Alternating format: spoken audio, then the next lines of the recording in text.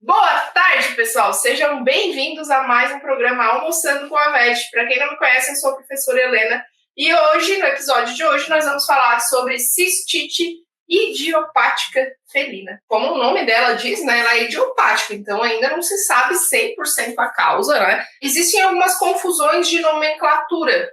A cistite idiopática felina também é conhecida como cistite intersticial felina. Esse termo ele não é sinônimo. É um quadro de cistite inflamatória, não associada a bactérias, então não tem infecção bacteriana associada. E a principal causa, né, que se conhece está relacionada a um animal sensível que, num ambiente provocador, com estresse, ele pode desenvolver essa condição. E a cistite intersticial felina, para falar esse termo, tem que fazer cistoscopia e histopatologia da bexiga. É a mesma coisa? Todo paciente com cistite intersticial tem cistite idiopática. Mas a cistite idiopática é quando a gente acha que é intersticial por todo o contexto clínico, no entanto, não fez cistoscopia e histopatologia. Porque na nossa rotina esse exame não é tão disponível quanto na medicina. Tem várias dificuldades técnicas pelo animal ser muito pequeno e não muda muito a conduta clínica, então por isso que ele não é usado na rotina. Então essa é a diferença dos termos, tá? As causas de doença do trato urinário inferior em felinos incluem cistite idiopática felina, urolitíases, problemas comportamentais, infecção do trato urinário e neoplasias. Essas são as principais de toda essa lista aqui. A cistite idiopática felina é a mais prevalente. Estima-se que 55 a 70% dos gatos que têm sinais de trato urinário inferior, eles têm cistite idiopática felina. Infecção do trato urinário só acontece em 1 a 8% dos gatos, especialmente de gatos entre 1 a 6 a 8 anos. Gatos mais velhos, a taxa de infecção do trato urinário ela é maior que isso. Mas mesmo assim, infecção urinária em gatos é um evento raro. Não faz nenhum sentido você atender lá um animal que está urinando com sangue, com dor para urinar, dificuldade para urinar, e entrar com um protocolo de antibiótico empírico. Por quê? A maior parte dos pacientes tem a cistite idiopática, que ela é estéril, não está associada à infecção bacteriana. Então essa é a primeira dica dessa live de hoje. Não faz sentido entrar com antimicrobiano para ver se melhora, porque o tutor não quis fazer exames. Nesses casos é melhor a gente entrar com outros tratamentos, que eu já vou falar ao longo da live. A cistite idiopática, a gente tem alguns fatores de risco. É comum em animais de 1 a 6 anos até 8 anos, tá? Mas é comum aparecer antes de o animal entrar na idade idosa. Antes de 1 ano de idade também não é comum. Então isso é importante aí do ponto de vista epidemiológico. Machos também é mais comum e animais que têm algum fator de estresse no estilo de vida acaba sendo um fator provocador. O animal tem que ter a condição genética que predispõe a essa doença.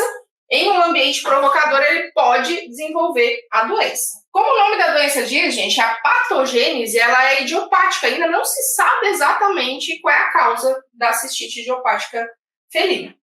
No entanto, nas últimas pesquisas, muitos animais que têm CIF, eles também são positivos para calecivírus 1 e 2. Calecivírus tipo 1 e tipo 2 identificado em parede da bexiga.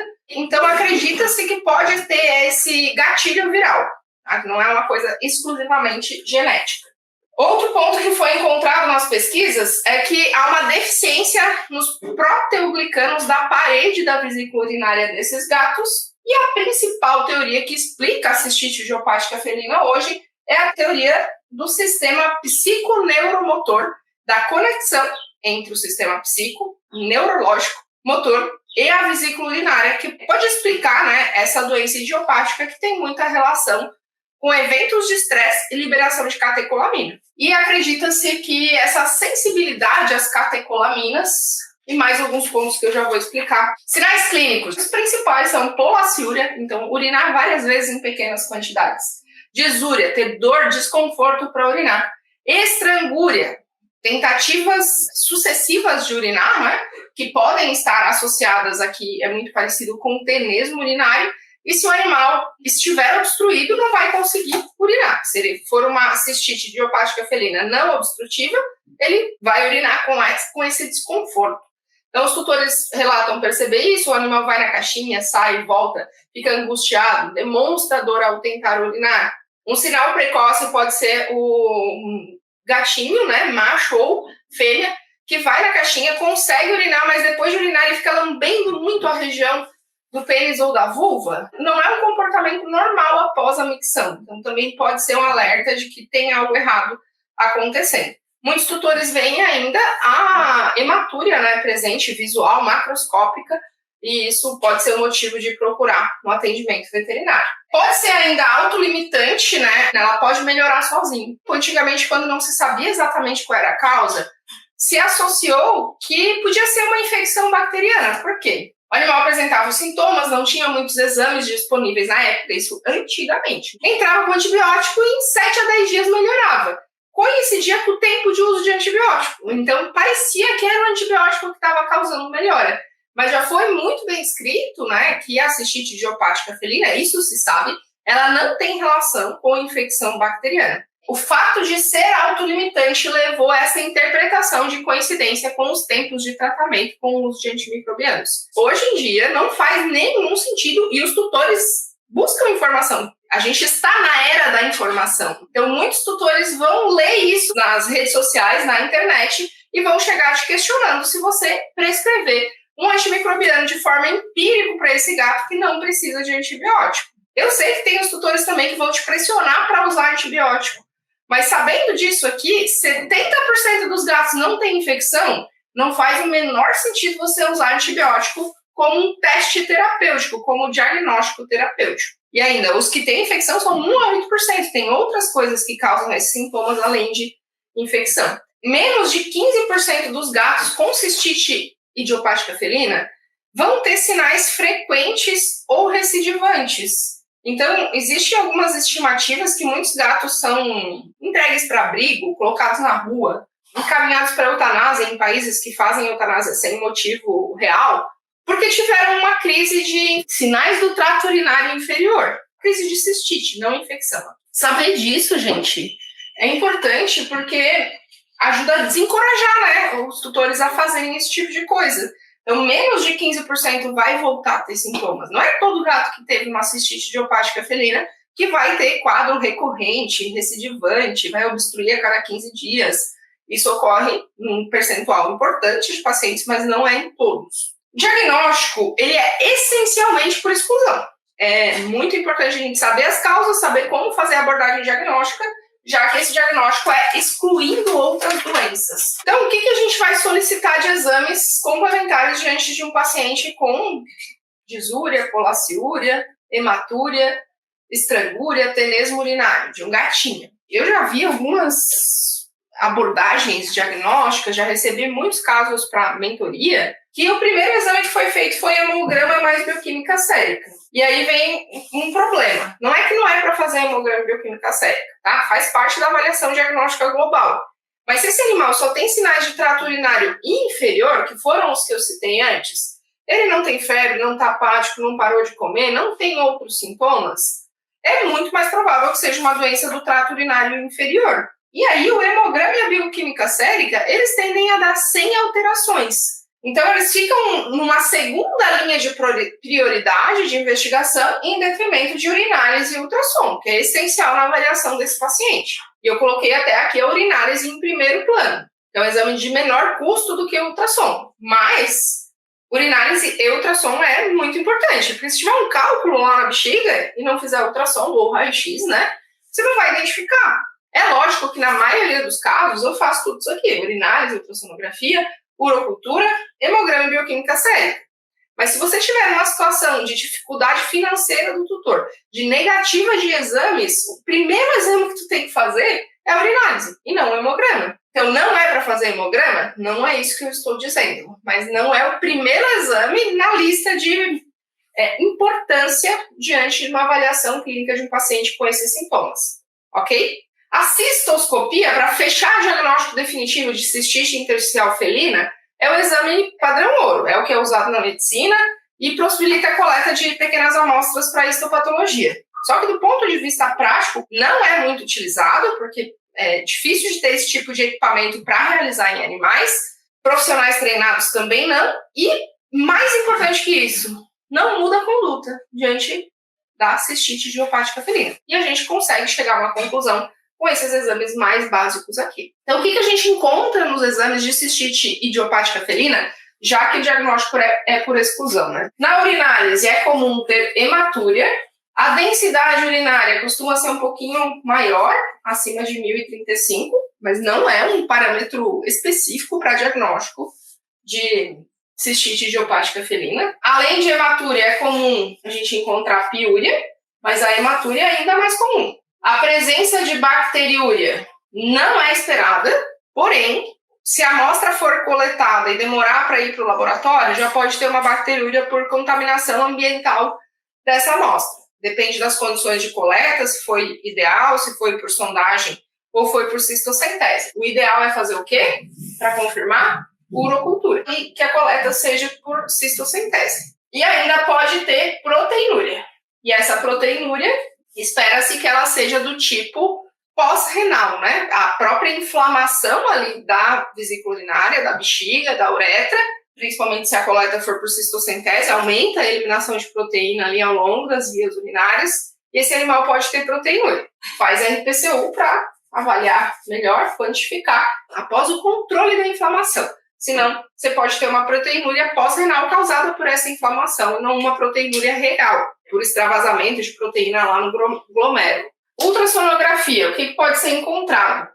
O principal é excluir sinais de urólito e neo, se bem que neoplasia pode ter uma aparência de espessamento só como inflamação, né?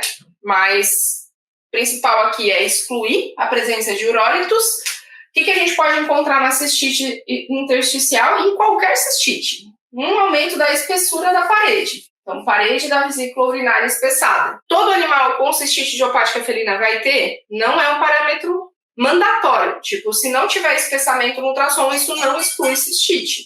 E a presença de espessamento no ultrassom não confirma a cistite. É o conjunto da obra. Quais são os sinais clínicos? O que você viu na urinálise? Somado com essa avaliação ultrassonográfica, que vai ajudar a excluir cálculo, tem espessamento ou não tem, você soma isso na avaliação diagnóstica. A urocultura, gente, é muito importante, se puder incluir na avaliação, porque aí você vai ter convicção absoluta que não tem nenhuma infecção associada. Se tiver bacteriúria na urinálise, é mandatório fazer a urocultura e o antibiograma para direcionar a sua conduta. Se não tiver, pode ficar em segundo plano. Mas, idealmente, já coleta, manda para a urinálise e a urocultura, a mesma amostra, né, coletada por cistocentese de preferência, faz a ultrassonografia. Essa é a abordagem inicial. Se for possível, faz hemograma e bioquímica sérica para avaliação geral e principalmente para avaliar aqui como é que está a função renal, né? Porque na hora do tratamento, vocês vão ver que os anti-inflamatórios eles podem ser utilizados.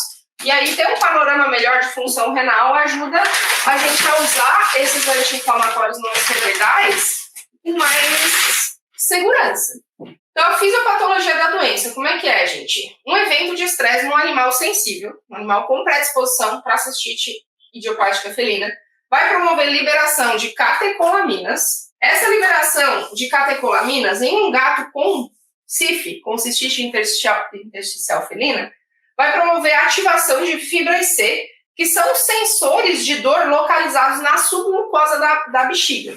Essas fibras C dos gatos com CIF, acredita-se que elas são mais sensíveis a esse estímulo de catecolamina por estresse. Ocorre também liberação de substância P, que é uma substância que vai promover a expressão de receptores SP na bexiga, que vão promover a dilatação de vasos da vesícula urinária, da bexiga, e aumento do número de monócitos ali na parede, que vai promover o processo inflamatório.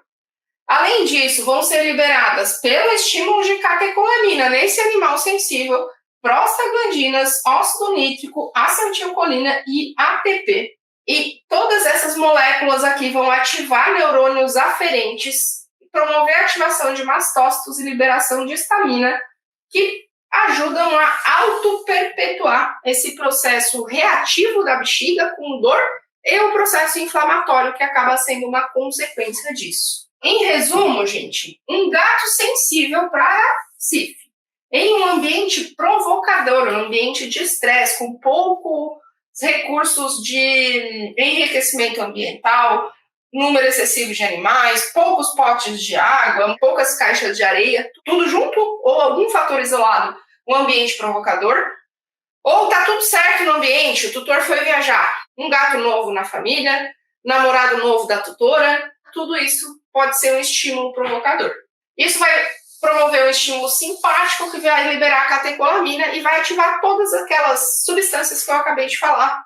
Ativar as fibras C, ativar a liberação de substância P, óxido nítrico, prostaglandinas, acetilcolina, ATP. Todos esses processos, eles vão deixar essa bexiga reativa, com dor.